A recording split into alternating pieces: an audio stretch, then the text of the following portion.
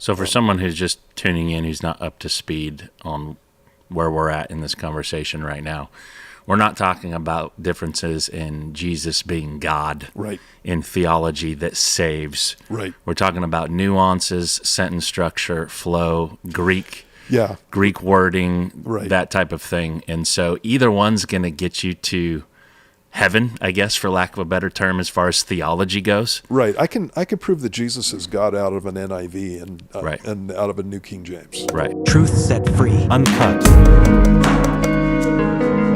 Truth set free, uncut. Free.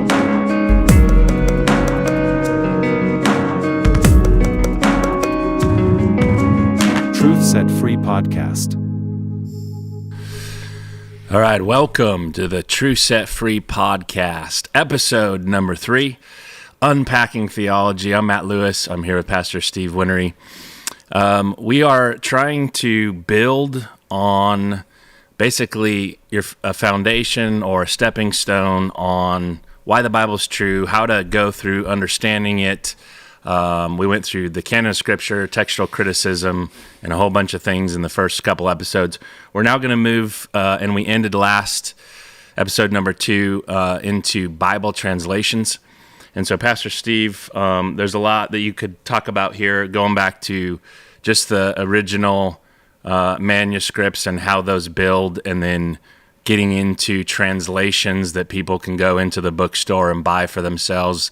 Different people use different things. And so go ahead and start us off there, and then we'll just get into it as far as Bible translations go. Okay, well, one of the things that people ask about is why we have different translations of the Bible, and why different translations read differently,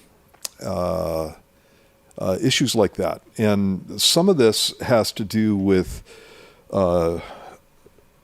sometimes it has to do with having a better understanding of the languages themselves. So between the King James Version and some of the modern versions in the Old Testament specifically, there are some translational differences because we've dug things up, basically. And so we know some things about the language that we didn't know when the King James was published. And New King James usually takes care of that. When you're talking about the text of the Old Testament versus the text of the New Testament, the text of the Old Testament, everybody agrees on it as far as what the Hebrew is. Right. And so what we use is what's called the Masoretic text. And so translational differences in the Old Testament will have to do with either archaeology and having a better understanding of what ancient words mean, or it's going to have to do with the philosophy of translation. And so we can get into that, but generally speaking, if I'm going to use my Bible for study, I want a word-for-word translation. So one word in Hebrew, one word in English, and if it's not doing justice to the passage, then I can flesh that out with lectionary or lexicons and Bible dictionaries and things like that. So one word-for-word translation is always going to be the best for studying. Okay, so for the Old Testament, those are the issues between translational differences. When you get to the New Testament, though, it has to do with the Greek text. And so we have over 5,800 Greek manuscripts of the New Testament. And what that means is handwritten copies of the New Testament. And so those are either we either have full copies of the New Testament, or we have fragments, partial copies of the New Testament. One of the things that took place in the late 1800s was there was a revision of the New Testament in the 1880s. And it was a controversial revision, basically because of the attitude of the two guys who were leading it, Westcott and Hort, and their attitude towards the text of the New Testament. So, when you're looking at manuscript copies of the New Testament, you have basically two things going on. The vast majority of them are read pretty much the same, and I'm painting broad brush here. Sure. It's called the majority text, or the Syrian text, or the Byzantine text. It's well over 99% of the texts of the Greek manuscripts of the New Testament. It's a large percentage. Well, obviously, it's a huge percentage of the Greek texts of the New Testament. That is the basis of the text of the King James Version and the New King James Version, specifically.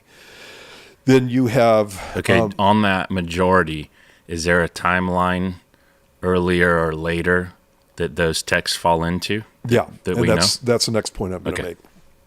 And so there is the majority of the texts of the New Testament, Greek texts of the New Testament, and then there is the age of the texts of the New Testament. And so, for example, when you're talking about the earliest full manuscripts that we have of the New Testament, they are, for example, the Sinaiticus, and the Vaticanus, and then the Alexandrinus. And so the ages, the dates that are assigned to these are like Vaticanus and Sinaiticus are somewhere in the middle of the 4th century, so that's the 300s, so 325 to 350. And then Alexandrinus is about the middle, early to the middle of the 5th century, so that's 425 to 450, right in there. Different guys give different dates for this, but that's basically where they're at. And then when you're talking about the majority texts, they come later than that.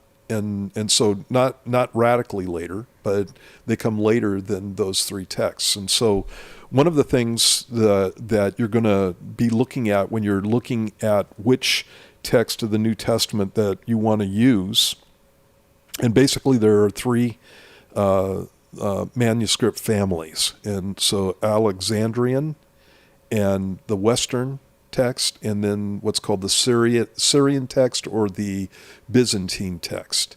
The Byzantine text, again, is that majority text, the 99% of the text of the New Testament. And those were the texts, the Greek texts that were used by the Greek-speaking churches in the Eastern Roman Empire.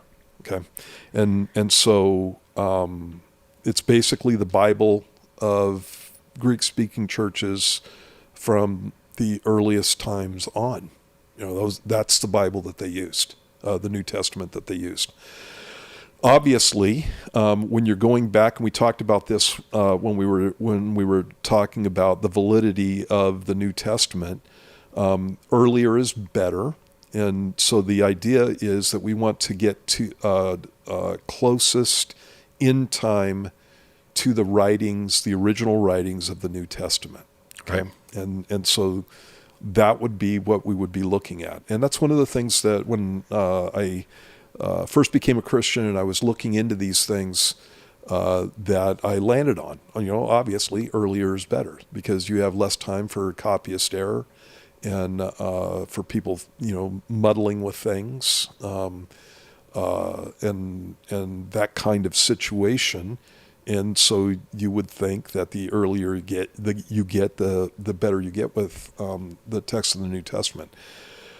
What I found out later is that there's problems with the text of Sinaiticus, for example, because, and that's the one that I want to mainly point out. Because that is the one that is the go-to for the texts of the New Testament when you're talking about modern versions, okay? And the problem with it is there are all kinds of spelling errors. There are all kinds of grammatical errors. There are all kinds of basically what a copyist would do is when there was a problem with something in the text of what he was copying, he would put a note in the margin. And so there are a lot of marginal notes in Sinaiticus. And so now you got an issue of, okay, why isn't Sinaiticus matching some of the, the majority text? Why isn't it matching Vaticanus? So Sinaiticus and Vaticanus don't agree with each other.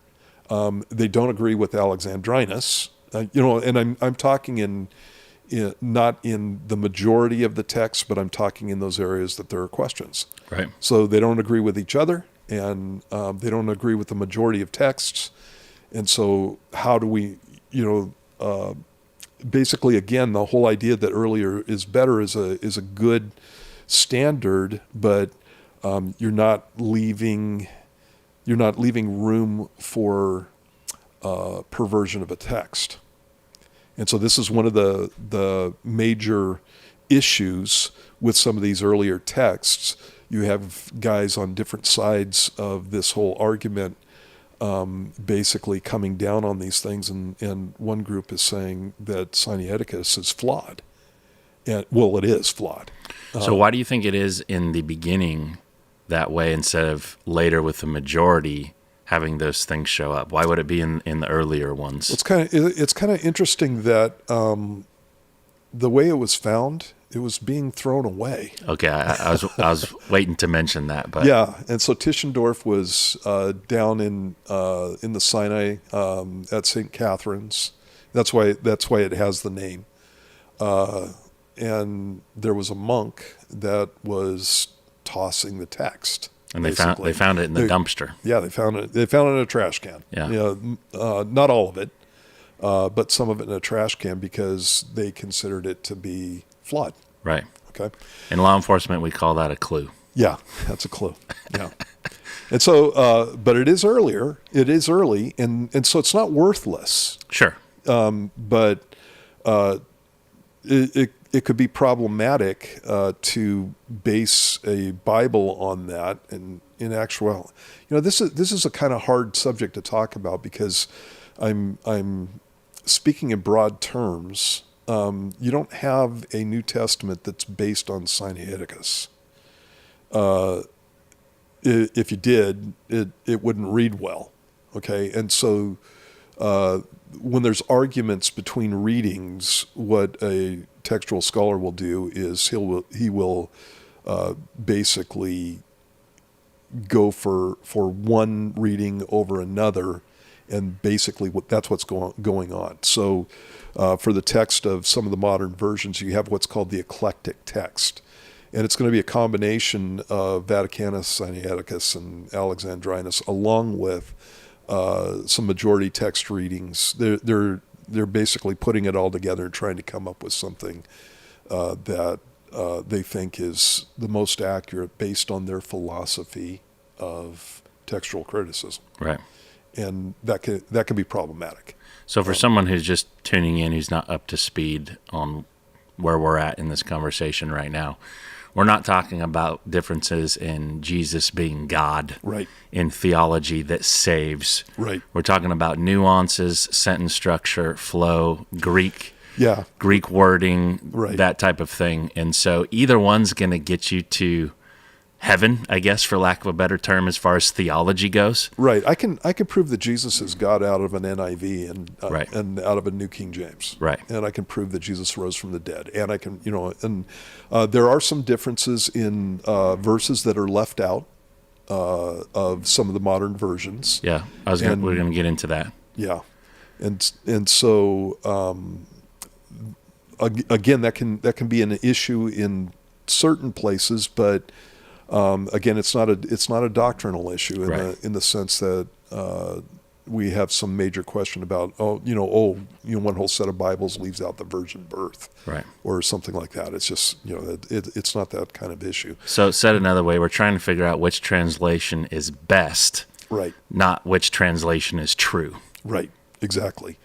And so when you're talking about some of the modern versions, they bracket Mark 16:9 through 20.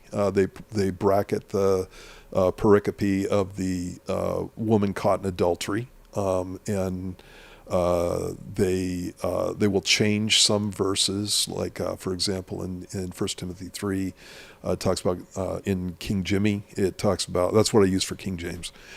King James version and New King James state in the passage, God was manifest in the flesh. And when you go to the modern versions, they say he who was manifest in the flesh. And so there's some differences in passages that cause people to just have fits.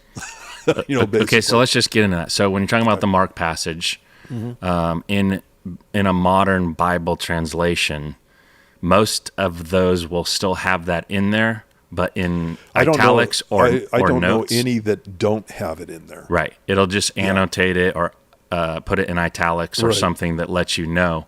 And so even in my New King James version, it states verses 9 through 20 are bracketed in NU, and that's the eclectic text that's based on the earliest manuscript copies.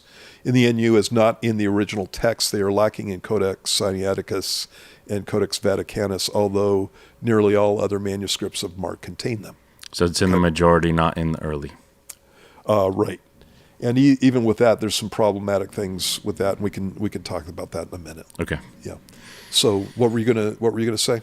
Well, just the fact that all the Bible translations have in there just annotates it. What people do, and it's the internet firestorm of the Bible was taken away or added to, and they try to go through the telephone game that you can make it say whatever you want because people are playing games with it, and they don't take the time or are not interested in delving out the reality of why it's there and why it's not there. Right, and as I said, the woman caught in adultery is in every Bible, and in the same place in Mark chapter 7 and 8, and the Mark 16 9 through 20 is in the Bible. They're just bracketed, or they're annotated in the passages, not being in the earliest manuscripts.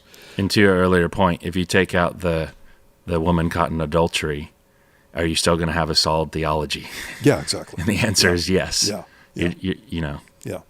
And so, the question is, in some Bibles, these passages are taken out altogether, or they're moved to a different area in the Bible. So, for example, woman caught in adultery in some manuscripts are at the end of John, for example. And so it's got a very early tradition as to being a story that was accurate. It's just a matter of argument as to whether it should be placed in that passage in John, from John 7, the end of John 7 into John chapter 8.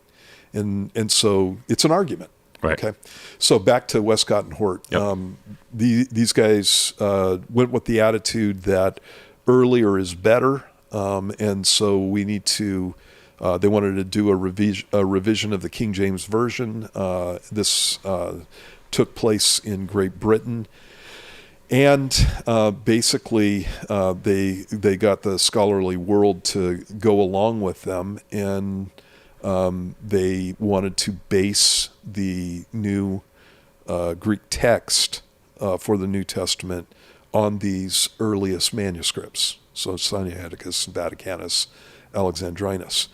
Well, in doing that, they had to do something with the majority text, because again, you're talking about 99% of the New Testament manuscripts are of the Syrian type. Okay, and this brings up some other issues, and it has to do with geography. Again, when you're talking about the Byzantine text or the Syrian text, you're talking about the Eastern Roman Empire, basically, the Greek-speaking countries. And when you're talking about the Alexandrian texts, and that's Vaticanus and Sinaiticus, when you're talking about those texts, you're talking about Egyptian texts. You're talking about texts that specifically come from Alexandria. And to your earlier question, why would you have an earlier text that was messed up? A couple things were going on during the period of time that we're talking about. One of them is there was a lot of Gnostic influence, and so there are some issues with Gnostic writings and things that Gnostics would be prone to doing, and they had no problem messing with the text of the New Testament. And so there are issues that come around that. Could you give us just a brief insight into Gnosticism and what Paul's dealing with in the New Testament, just in a nutshell, their agenda? Their agenda was combining Greek philosophy with the New Testament theology. And so Gnosticism has the idea that oh gosh, it's so boring, you guys. But it's got the idea that there is a God who is pure spirit, and this spiritual God emanates, sends off rays, sends off, they call them eons, sends off these rays, and I'm lumping a bunch of Gnostic schools together. But sends off emanations, and these emanations are also personal, and so they become eons, basically angels or messengers from basically the good spirit God. And these emanations get further and further away, and as they get further and further away, they're more corrupted, and they become more materialistic until you get an eon or an emanation that came off from the good spirit God that was basically into materialism. And in Gnosticism, materialism is evil. Okay, so the material world is evil. And so they teach that the God of the Old Testament is evil in that he perverted the truth and the purity of specifically the spiritual realm in making material things. So consequently, a Gnostic will react towards the material world in a couple of different ways. One is trying to withdraw himself from the material world altogether, and so you get situations where these guys would go off and they would basically become Gnostic monks and try to separate themselves from women specifically, and they were highly ascetic in the sense that they fasted often because, again, you're eating, that's material. And so basically a Gnostic would believe that everything material was evil. So my Bible is evil because it's material. The table is evil because, the whole world is evil, and I need to separate myself from that. That brings implications into the Bible. And so people are familiar with some of these stories because of Gnostic writings. For example, Jesus didn't have a material body. And that, when he would walk along the shores of the Sea of Galilee, he wouldn't leave footprints. This is why he could walk on water, right. Things like that. You couldn't actually touch him in that kind of sense. And so just nonsense, basically. Like you said in the last episode, just go read it, because all the flavor comes to light in when you're talking about the flesh and material things and its attitude towards women, and all of those things come out.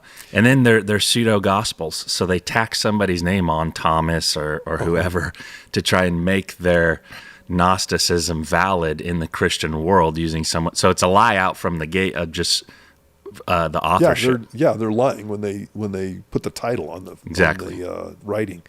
And so that's one reaction to Gnostic teachings. The other one was that you can't get rid of the material world, and so the material world, these Gnostics felt, didn't really affect you, and so you could do what you wanted. And the one ascetic Gnostic would stay away from women.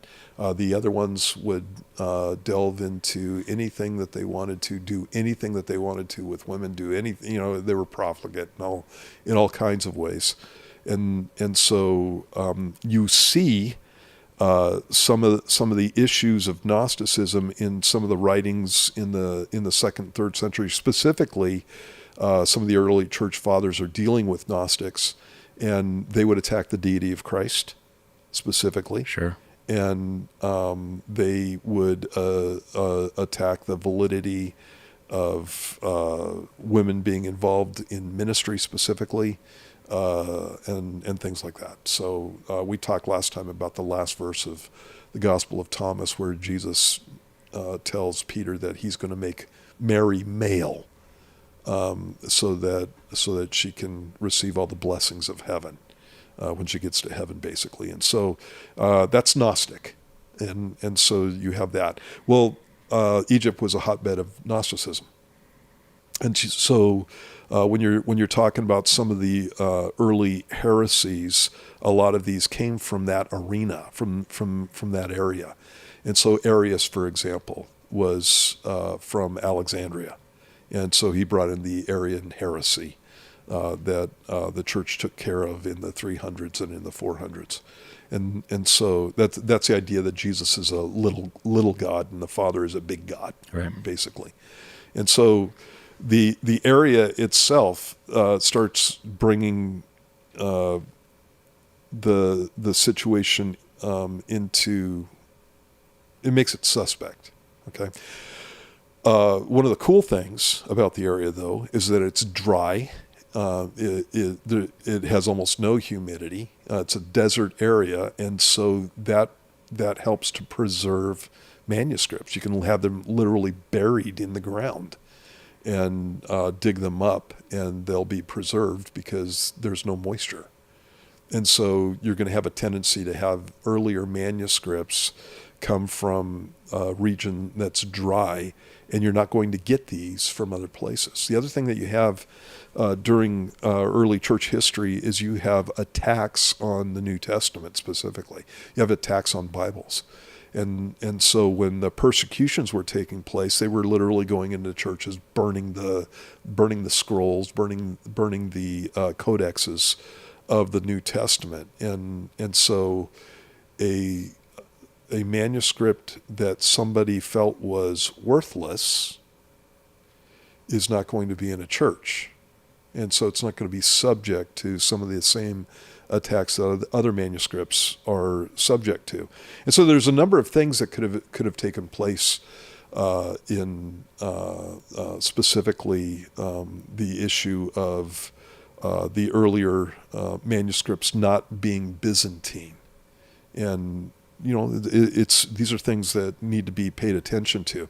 What Westcott and Hort did was because the evidence of the majority text was so huge, they had to come up with a theory of why we have that. And so what they came up with was a recension. It's called the Lucian recension that took place basically early on, in the 4th, 5th centuries of the church age. And so basically what happened was the early church fathers got together and the Nicene fathers basically got together and they decided to make a revision of the New Testament to smooth out writings and to fix the grammar and to take passages that look like they were disparate and try to bring them back into conformity.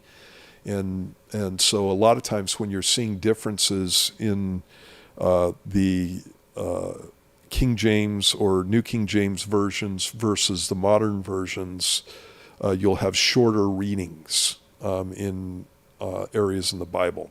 So, for example, you might have a reading in the Gospel of Matthew. I should have written some of these things down.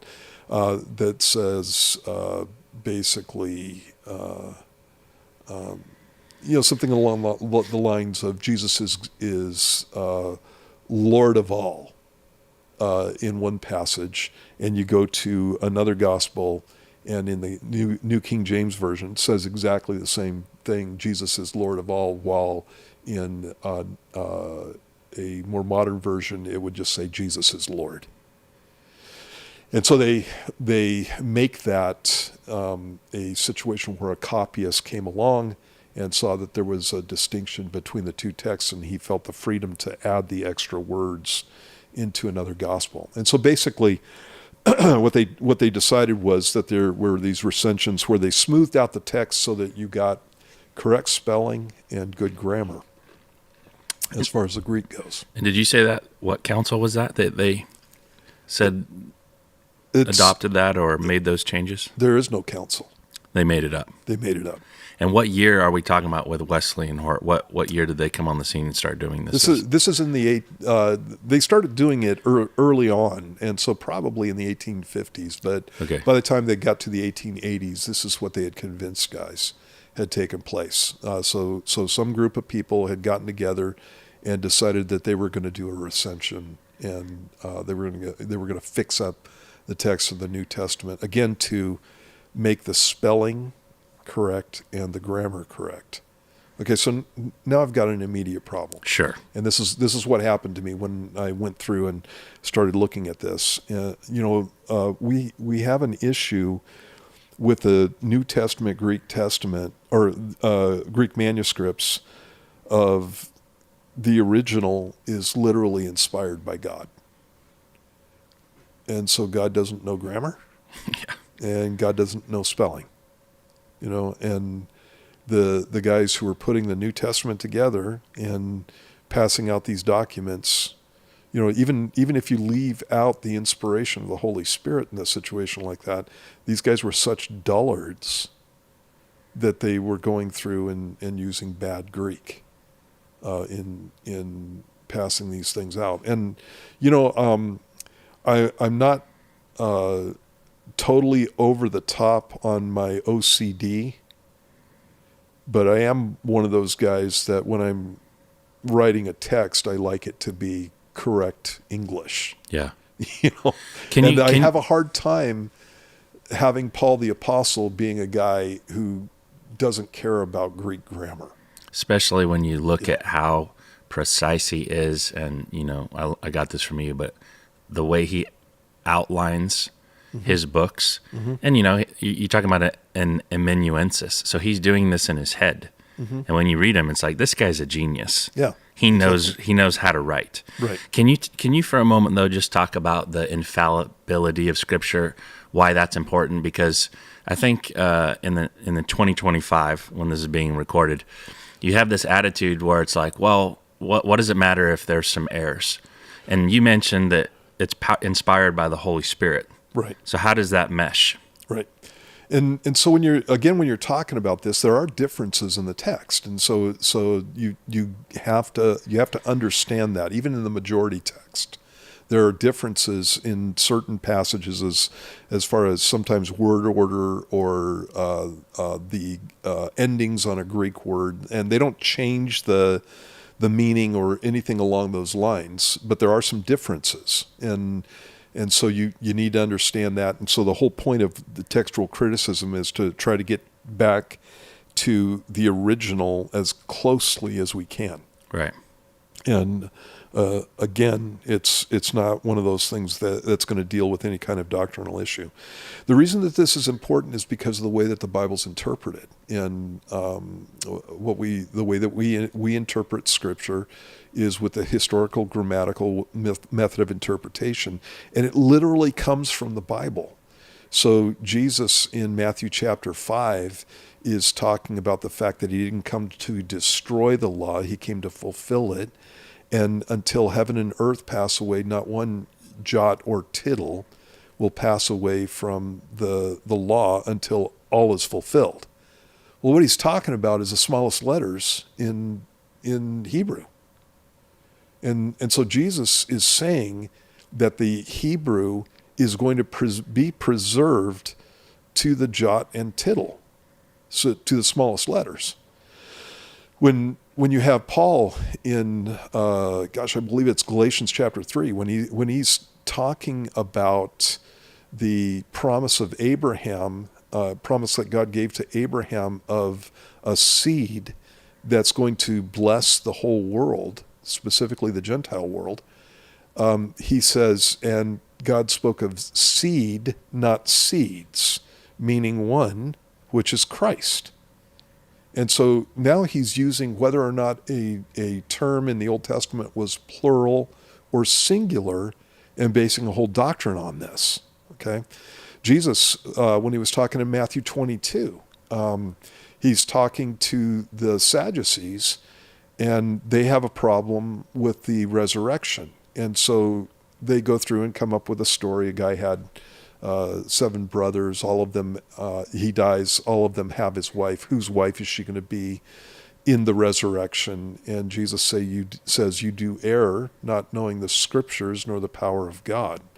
And then he makes the point that when God was speaking to Moses, he said, I am the God of Abraham, Isaac, and Jacob. And the point that Jesus is making there is tense. It's in the present tense. I am the God of Abraham, Isaac, and Jacob, not I was the God of Abraham, Isaac, and Jacob. And Jesus makes the point that these guys are still alive.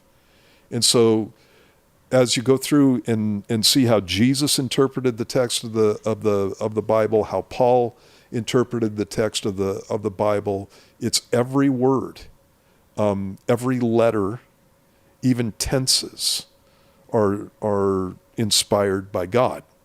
And so you can't play fast and loose with the text of the Old Testament or of the New Testament.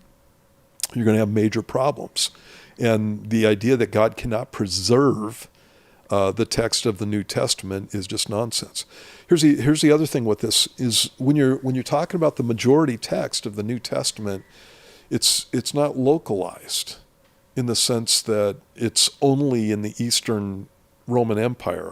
I made the statement that the Greek churches were using this, but it's all over the place.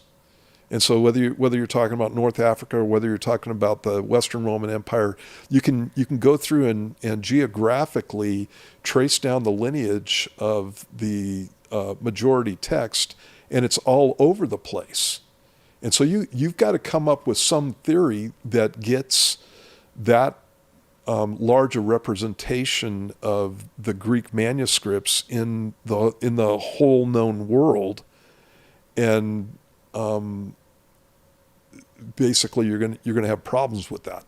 You're going to have major problems with that. And so these are some of the arguments that people who go after the majority text use in this kind of situation, where with Westcott and Hort they came up with a recension that was totally fiction. Never happened. And so it was the basis of the revision that we can't use the text of the majority text because that was the subject of a recension that took place in early church history. And so it's nowhere near the majority text, or nowhere near the autographs or the original documents. And so we have to go with these others, Alexandrinus and Vaticanus. One of the problems with this, and Sinaiticus too. One of the problems with this is, for example, the text of the Gospels of the Alexandrinus is Syrian. It's Byzantine. And so even in the 400s, in one of the major early manuscripts of the New Testament, you have a major representation of the majority text in the Gospels in Alexandrinus. And so these are things that the guys don't tell you in this kind of situation. Let me I've got a quote here by a guy named Thiessen, and he said this has to do with another manuscript tradition. It's not Greek, it's Syrian or Syriac. It's the Syriac Peshitta. And he says this Peshitta was formerly regarded as the oldest of the Syrian versions, but Burkitt has shown that it is in reality a revision of the old Syriac made by Rabula, bishop of Edessa, around the year 425. This view is now held by nearly all Syriac scholars. The text of the Peshitta is now identified as the Byzantine text, which almost certainly goes back to the revision made by Lucian of Antioch about AD 300. All of that is fiction. No kidding. All of it is fiction. There's no reality to any of that. And so one of the things that Westcott and Hort had to do was the Syriac is a version that comes from the 2nd century. And so we're talking the 100s. And it's a translation from Greek into Aramaic. And so it's one of the best testimonies to the fact that the majority text was something that was early. And what happened was they went through and they came up with this whole idea of the Lucian recension in AD 300, which never existed. And then they took off with this and came up with this idea that even the Syriac had a recension, and there was no evidence for this anywhere. And it's specifically used to get the majority text out of the way in textual transmission. And so this is all problematic. Okay, now this is what Westcott and Hort did. Thiessen is early also, and that's what they did. And all of this has been recognized as being false now. And so there is no Lucian recension, and nobody argues that anymore, who are coming from the position that the earliest texts are the better texts and that we need to use this. And so basically the argument to get the revision that used the earliest text was this whole thing with the Lucianic recension. And now we know that the Lucianic recension is false. There's no evidence for this at all. And yet the results of that argument are still being used in scholarly circles. It doesn't make any sense. Right. Okay. One of the things also that is encouraging about this whole thing, because I don't want to just pick on these guys. Sure. But one of the things that is encouraging about this is that when you look at the text, the modern text of the New Testament, there are basically revisions of that go on periodically. And so I think we're on Nestle Aland, I think it's version 29 or something like that. Maybe even further than that. I haven't looked at this in a couple of years. And so this is 29 different times that they've gone through and they've revised what's called the eclectic text. And the revisions almost always go towards the majority text. Really? Yeah, almost always. It's almost exclusively. They go towards the majority text. And so some of the radical changes that these guys came up with earlier on have been taken out of the more modern versions and gone back to a more King James-like text. And so, I kind of think that God knows how to do Greek. I kind of think that He knows how to spell. I kind of think that the apostles would be careful in their writings, and so that makes me lean towards the whole majority text type. On top of that, you have writings of the early church fathers where they're quoting from passages out of the Bible, and I've heard or I've read guys who come from the eclectic text camp say that there are no majority text writings in the early church fathers, and it's just nonsense. I've gone and checked it out myself, and so, for example, when you're talking about Mark 16:9 through 20, you have tons of references to those passages in the early church fathers from long before the dates for Sinaiticus or Vaticanus. And so you can't be quoting from or referring to a passage out of the Bible that doesn't exist in these early manuscript copies if they don't exist. Right. It's again, it's just nonsense. And so again, it's one of those things that when I started looking at because I teach the Bible, well, you get to Mark 16:9 through 20. What are you going to do with it? You're just going to throw it out? And so I had to go through and start looking at this and seeing what the evidence for this is. And so, like, for example, specifically with Mark 16:9 through 20, this is just in my Bible. These are the references that I put in. You've got Papias referring to 1618, circa 100 AD. Justin Martyr, in his first apology, quotes 1620 in 151 AD. Irenaeus in his third book against heresies, is quoting 1613 and remarks on it in 180 AD. Hippolytus, 1618 through 19, in 190 AD, in the same period of time, he refers to 1619. Vicentius quotes two verses in the Second Council of Carthage in 256 AD. The Acts of Pilate, which is an apocryphal work, quotes 1615 through 18 in the 200s AD. The Apostolical and it goes on. And all of these dates are before 325. And so they're quoting from something that Sinaiticus says doesn't exist. And then on top of that, you've got the text of Sinaiticus itself, and also Vaticanus. So check this out. I'm gonna bring this up on my computer here. Okay. So this is this is the manuscript. We're cutting to the screen over here, Mike. Of Sinaiticus, and let me zoom in here. Okay, first off,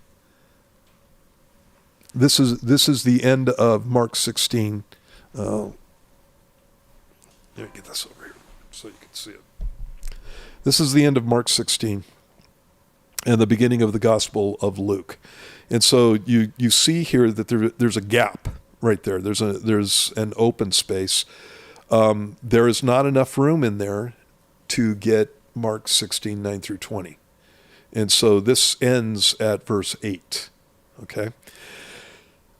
One of the things you'll notice here, though, is that when you start looking at the text itself, when you look at the second column here, look at the second column on the top, and look at the third column on the top.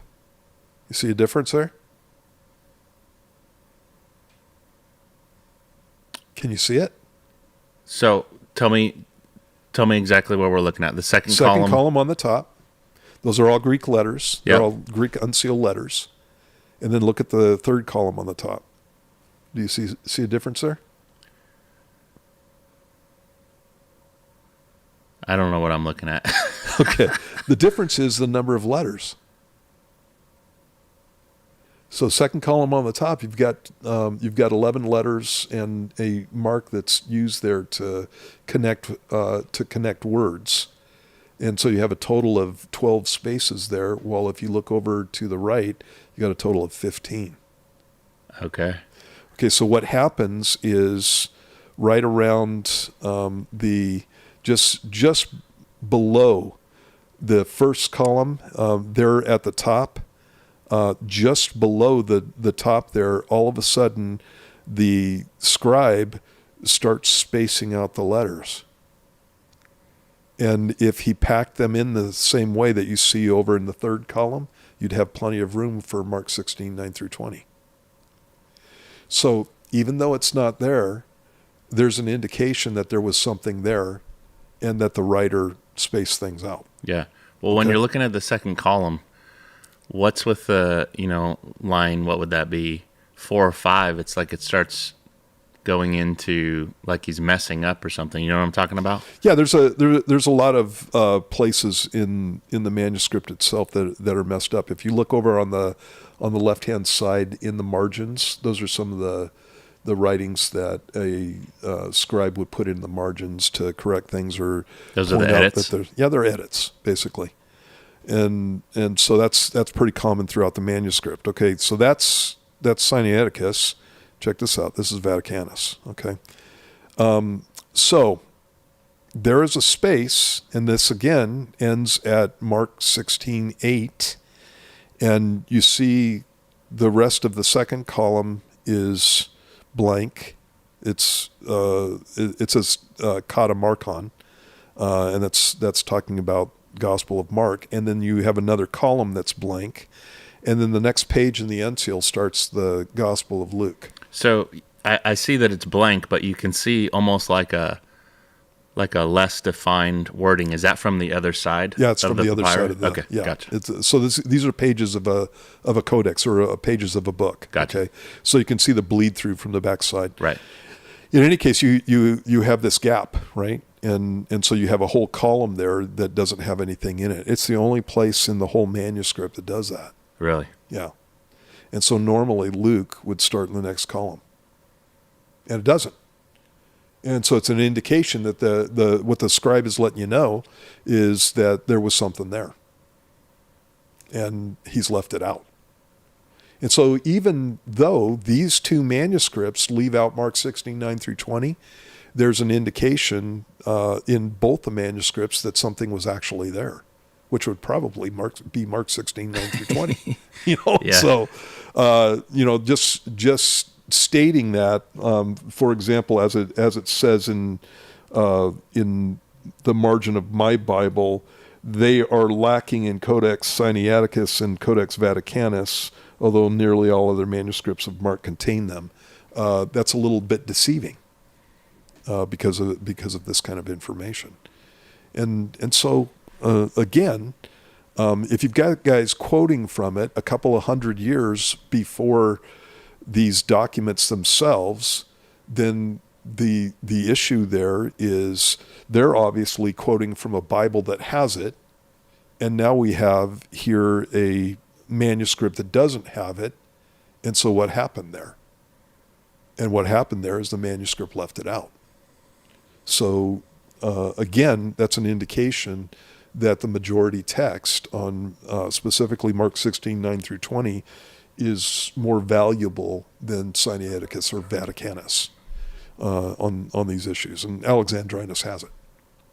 And so again, earlier is not always better, and so you have to go through and you have to kind of figure out where you're going to come down on the whole issue of which Greek manuscripts should be used. And I think that the majority text has the majority text is most likely going to be closer to the originals than either one of these. So again, when you're talking about Vaticanus and Sinaiticus, and these are the major ones that we're talking about, they don't agree with each other.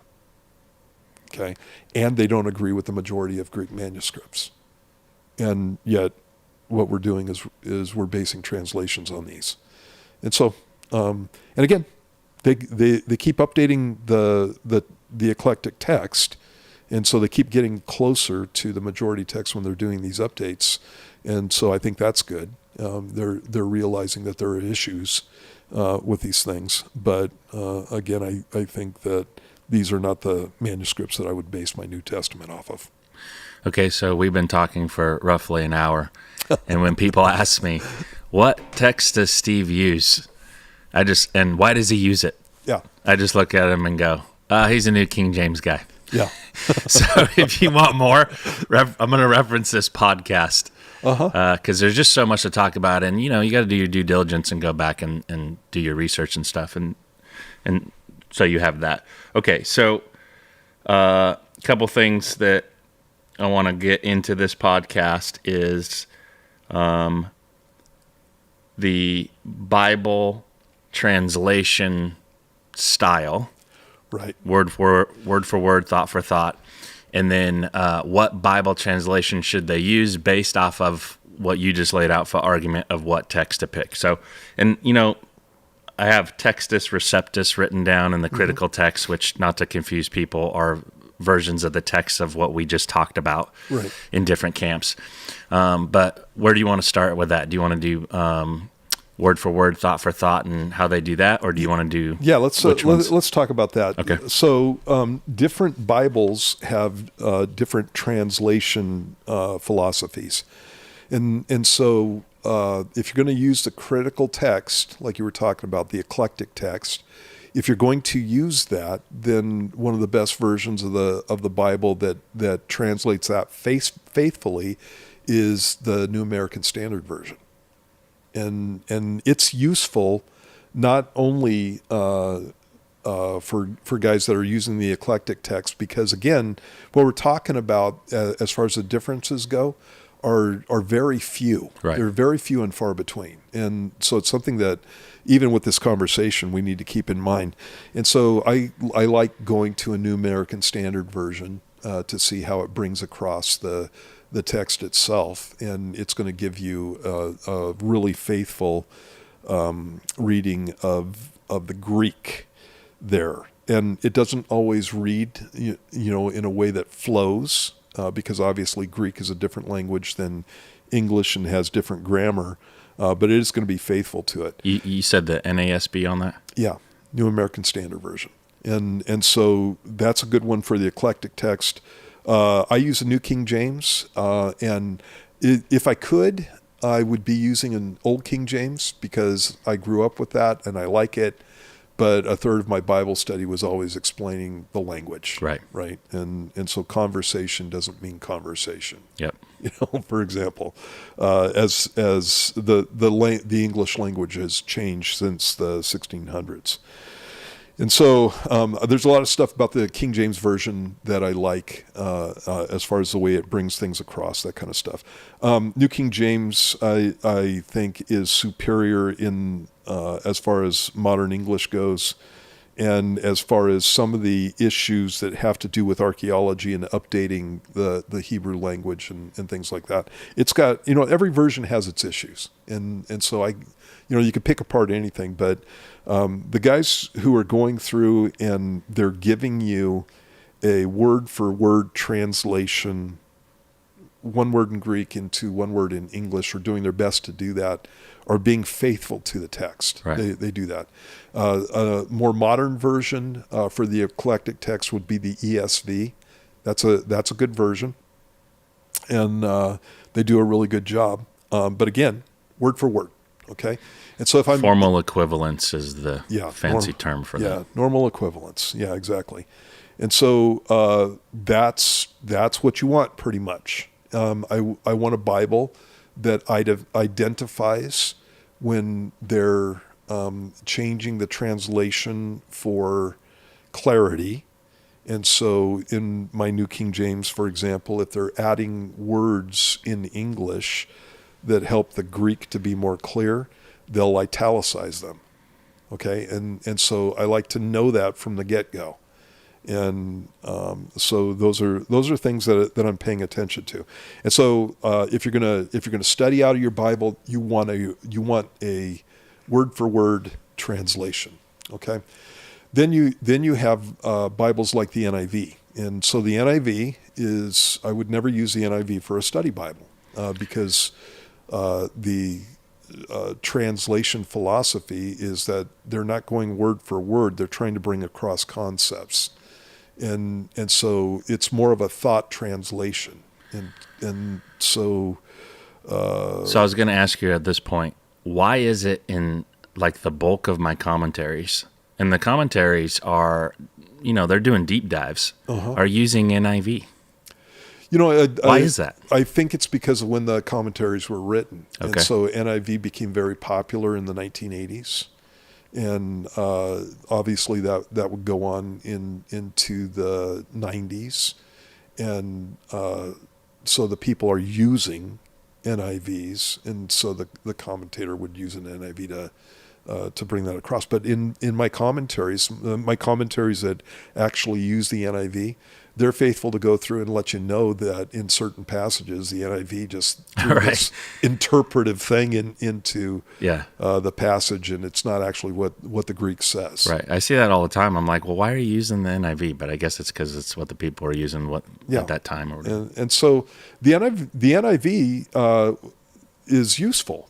And so bringing across the thought many times is a whole lot better. It can be a whole lot better than just a word-for-word translation, because you're bringing across idioms and things like that. And so a little boy in the old King Jimmy in the Old Testament is he who pisseth against a wall. That's not something that you generally want to use in church, right? Yeah. Where an NIV or a more modern translation will just call him a little boy. Yeah. or things like that. So the first Bible study that I went through was a guy named Chuck Missler, and he would use the King James Version. And the term for donkey in the King James is ass. Right, yeah. And so he's reading along, and I'm like, what did he just say? And there's all these terms. Asshole!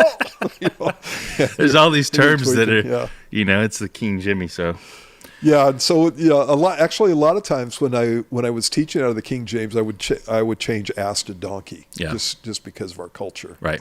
And I don't want people to get stuck on that term. So I mean, to be clear, we use all these translations. I have every one of these on my shelf or on my eSword or whatever. But when you're teaching out of, you pick the New King James specifically because of the accuracy, word for word. Right. So I want a word-for-word translation, and I default towards majority text style reading, Byzantine text reading, and that's why I use New King James. Okay, so an NIV is great as long as you know the translation philosophy, and so you just got to know that. And there are passages that the NIV kind of forces you into an interpretation of the passage. So, for example, in Romans chapter 7, it talks about the flesh, the fleshly nature, basically, and so it talks about the flesh throughout it. And so you have modern translations that will translate that the sinful human nature, and flesh can be referring to sinful human nature, and it can be referring to man's own powers and own desires, and not necessarily something that's sinful. And so as soon as you translate that sinful human nature, you've locked somebody into an interpretive thinking about Romans chapter 7 and Romans chapter 8 that isn't in there in the Greek. Right. And so it can be a valid interpretation, but it's not there in the Greek. Yeah. And so you have to know that when you're reading an NIV. You got the same thing. One of the translations that I use a lot when I'm referring to a passage is the NLT. And so the NLT is the New Living Translation, and it's a paraphrase. And it's a good paraphrase in most places that I've seen, because what it does is it helps bring out what the Greek is actually saying. And so they did a good job on it. And so when I'm in a passage that's not clear and I'm studying it out, and I'm going to all my Greek tools to do exactly this, I'll study it out and come away with a certain reading of the passage, and then look at an NLT and it has exactly the same thing. And so it can save me all kinds of time and actually clarity in a Bible study, just quoting from I always check it out, but quoting from an NLT will bring out the things that I want to see in the passage. I would never study out of an NLT. Right. Because again, you've got a whole interpretive framework that locks you into the author's interpretation. So I remember the first time I came across that, and it was in Matthew chapter 5 when Jesus gives his first public sermon, the Sermon on the Mount. And in the New King James, it says that blessed are the poor in spirit. And so the idea is there, not the idea, what he's saying there is that I am bankrupt, I'm poor spiritually. Right. I'm spiritually bankrupt. Right, exactly. Well, he's starting off that point to give a study on the process of basically how to get saved, but the process that a person goes through in their relationship with God. Yeah. And then I read the NLT, and in at least the version I have here, it says that God blesses those who realize their need for him. Right. And it changes it. And in fact, I think there's, I don't know if can be different ways that different NLTs say that, but I vaguely remember that the one NLT I was reading says that blessed are the poor. Yeah, and you're talking about not necessarily, the NLT is just a translation, so that's what the translation is. Right. You're talking about a paraphrase. Paraphrase. Yeah. And the one I was reading says, "Blessed are the poor." Right. Well, it left out spirit. Yeah. And so, great thought. God blesses those who realize their need for Him. Okay, that's true, but that's totally different. And I need God, bless me, versus I'm bankrupt. Right. I have nothing. Yeah. Totally different Yeah. way to start out, where He's going to, Right. hammer away what for Jesus 3 actually chapters. says is way more nuanced, and it's way more effective. But what the NLT does do is point somebody to the fact that he's talking about our need for God. Right. And so, yeah, it's great. And again, you got to understand what the author is trying to do. There are, what the translators are trying to do with the passage. And so I use an NLT as a tool, not as a study guide. And again, these are things that you need to be thinking about. Okay, when then you're picking the Bible that you're going to read out of. Right. And then you have a third one that's paraphrase, the message and that type of thing. Can you just talk about that real quick? Well, they're pretty much the same as the NLT. The message was an early paraphrase. It was done probably in the 60s or something. And, so same camp as... Yeah, same camp as an NLT. I like the NLT way better than the message. Right. They were playing fast and loose with a bunch of passages. Yeah. And a bunch of hippies running around with the Message Bible, coming up with all kinds of crazy things many times. So. Okay, and then so we talked about the texts as far as the early versus later, the majority versus the two that you went through, Bible translations, which Bible translation uses what text, what you like, how you pick those. And then you have what was the other thing that I said I was going to ask? I don't remember. I wrote it down here. You wrote it down? Yeah, good. Oh, you answered that. And what Bibles to use, which one should I pick? Bible translations. Well, luckily it's a podcast and you can edit this out, Mike.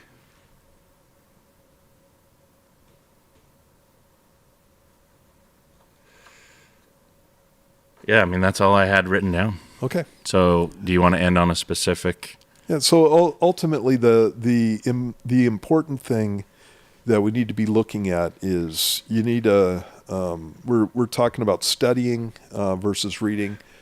You need a Bible that you can read and you can understand.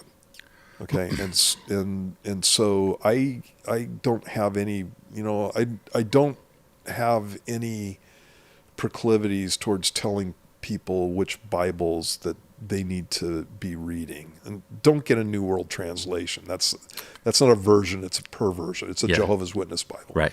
And so obviously you have those. And that's a great example of some of the things that the Gnostics and Arians were doing in the first centuries of the church. I just remembered on this note what I was going to ask you. And this used to be an old thing, but it still comes up in different places. People who will say that they're hardcore King James only. And if you don't, it's like the godly translation. And if you don't use that, you're a cult. You're not of God. You're,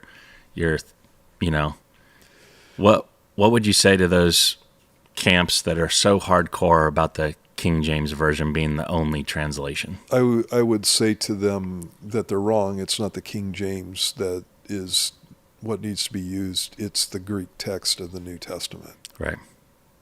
So they have the best translation. I mean, you play those games all day long. What we should all be doing is learning Greek and just reading it out of the Greek text. And so sometimes I think that I've literally gotten conversations where they think God wrote it in the King James Version. Yeah, it's just. And when you're like, it's translating Greek. Yeah. They're like, what? Yeah. And some of them are so hardcore into this indoctrination. Like, if John the Baptist used the King James Version, then it's good enough for me. It's like, come on, dude. Yeah. It's nothing but a translation. And, again, I like it. I like the flow of it. It's very poetic, and and all of that. I love the King James version, but it's a version, and so I think it's a great one, but it's a version, and it has been updated a number of times. Latest one I think was in 1900. And so it's been updated a number of times. And so you're not even using the original King James version. Most of these guys are not doing that. And so, there's nuance to that, and people get into camps on these things, and they're not even thinking straight with this. And so ideal would be everybody learns Greek. Let's do that. Yeah. So yeah, when I'm looking at the kind of Bible that I'm reading, you need to read a Bible that you understand. And so if I was going to read my Bible out of an NLT, completely valid, you could do that. I would have a word-for-word translation somewhere nearby, so that when I got to a passage that's like, oh, well, that's really interesting, look at it in a word-for-word translation, and you might go, oh, well, I might have to study a little bit more about what's being said there. Right. And yeah. So one of my favorite study Bibles is and what I mean by that is for new believers, because of the language that we've already talked about. And I meant to bring my Bibles, but I didn't bring them. But I have an NLT study Bible, and they have so many maps and footnotes and study notes in there. It's just a fantastic resource. I don't know when it came out, but I wish I would have had that when I just got saved, because it was so valuable. It was everything there. And 22 years ago, there wasn't as many resources for study Bibles that there are now. Yeah. And so it's a very cool thing to have a new study Bible. So ultimately, a Bible that you can understand is what you want. And so if you want to read out of a King James and you understand the King James language, it's like more power to you. And I use a New King James because most people, have a hard time with Old King James language. And again, if I'm tacking something up on the screen, a verse that I don't want to go into detail to expound on what the verse is actually saying in Greek, I use the NLT many times in that situation as a tool. So I use all this stuff. Right. And here's another thing that needs to be addressed, because a lot of times I have heard guys say, they'll be going through a translation of the New Testament, and it may even be a good word-for-word translation, and they'll get to a passage and they'll say, well, the Greek actually says this. And anytime I hear that, my little antenna go up, because the guys who translated the New Testament in whatever translation you've got, and again, they have philosophies of translation, but they did a very good job. And so I haven't ever found in my New Testament a passage where they just changed the word or changed the meaning of a word or that kind of thing. You can trust the text of the New Testament when you're again going from a word for word translation, and there's a little bit more checking out that I'm going to be doing with an NIV or an NLT. But those guys are not trying to trick anybody, right? In situations. There are passages that when you read the Greek terms, the Greek definitions of the terms help me out. So one of my favorite ones is every time the term gentleness is used. Well, I've got a definition in my head of what gentleness is. And that's, somebody coming up and petting my face. I always think of a little girl I knew when she was growing up. She liked to sit on my lap and pet my face. That's my definition of gentleness. Well, when the Bible tells me I need to be gentle, I don't want to pet your face. And then Please no. Then you look up the Greek definition of it. You find out that what it means is fairness. It means just basically being right with people, that kind of thing. Doing the right thing by them is what gentleness actually means. And so, there can be things like that. But overall, when you're looking at your translations, you can trust them.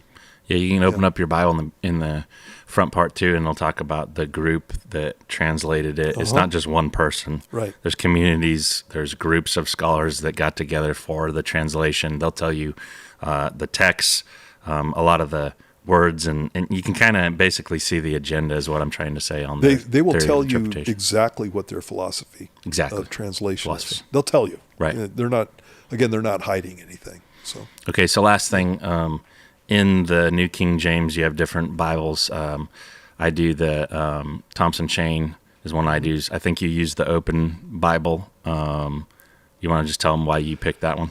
You know what? This is probably my 10th Bible, and so I switch between Open Bible and Thompson Chain. Oh, you do? Yeah. So my last Bible was a Thompson. Okay. Yeah, and I just like them. They're Bibles that I glommed onto when I was a young Christian. I like the study tools. The reason I went with a Open Bible, I don't even know if they make them anymore. But the reason I went with an Open Bible, I'm trying to take care of this one. And again, the reason I went with an Open Bible this time is basically because it has fewer notes in the margins, and I want to just be able to read the text for the text. And so love the Thompson Chain because it's great for witnessing and being able to go through and find other passages that are corollaries to what you're looking at when you're reading it, and it ties doctrinal issues together throughout the Bible. Great for witnessing to cultists if you don't know your Bible very well. And so lots of cool things about the Thompson Chain. But Okay. You've had 10 Bibles? yeah, at least. I hate switching Bibles because you get that familiarity with it. Right. It's like driving a car. I know the shift points. I know how the brakes feel. Yeah. And, get a new Bible, and it's like I'm in a new car, and I don't know how it works. Yeah. It's one of the things that I've also done is I've stopped putting so many notes in it. Oh, really? Yeah. Because, I'm like anybody else. I get locked into what I'm reading there. Yeah. And so there are times when I've got some of my old Bibles sitting up on my shelf, and I'll be reading through a passage, and I go, hey, there was something I looked up on that. I'll go grab my old Bible, and I've got a note sitting there. So, but yeah. So All right. I'm becoming more of a purist as I get older. All right. Well, let's end it there. I have a verse out of Jude that I like to read, and so I'll finish with that. It says in Jude 1:24, "Now to him who is able to keep you from stumbling and to present you faultless before the presence of his glory with exceeding joy, to God our Savior, who alone is wise, be glory and majesty, dominion and power, both now and forever. Amen." Amen. Truth Set Free Podcast.